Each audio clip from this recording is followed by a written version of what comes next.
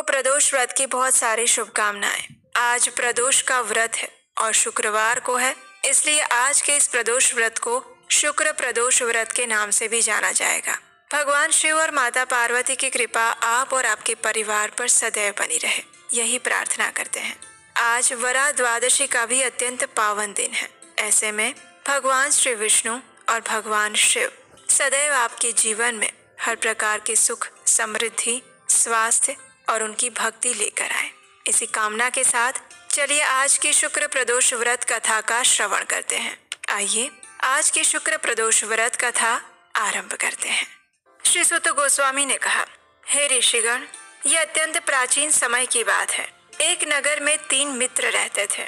उन तीनों के अंदर घनिष्ठ मित्रता थी और ये 3 मित्र में से एक राजकुमार था, दूसरा द्विज कुमार यानी कि ब्राह्मण का पुत्र था और तीसरा वणिक था। राजकुमार और ब्राह्मण पुत्र के विवाह हो चुके थे, लेकिन वणिक पुत्र के विवाह होने के बाद अभी तक उसकी पत्नी को ससुराल लेकर नहीं आया गया था। एक दिन तीनों मित्र आपस में चर्चा कर रहे थे और वे सभी अपनी अपनी पत्नियों के विषय में बात कर रहे थे।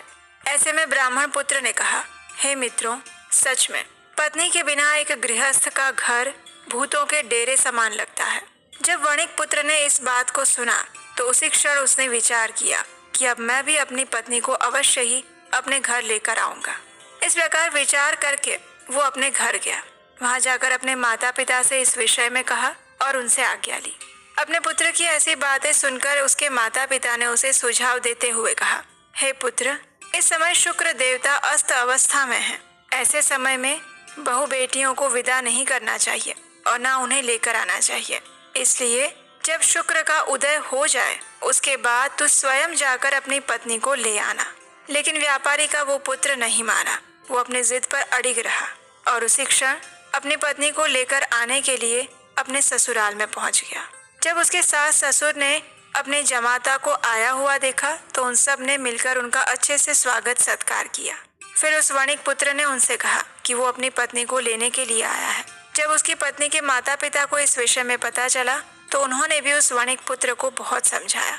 उसे कहा कि ये समय उसे ले जाने के लिए शुभ नहीं है, लेकिन वो नहीं माना। वो अपने जिद पर अड़िग बना रहा। इसलिए आखिर थक हार कर उसकी पत्नी के माता पिता को अपनी पुत्री को विदा करना पड़ा। अपने ससुराल से विदा होने के बाद वो वणिक पुत्र अपनी पत्नी के साथ नगर से बाहर जा रहा था।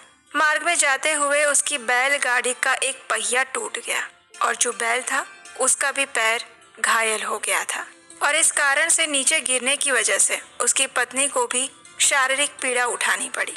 इसके बावजूद भी उन्होंने आगे चलना यथावत जारी रखा। ऐसे में अचानक से कुछ लुटेरों की टोली वहां पर आई।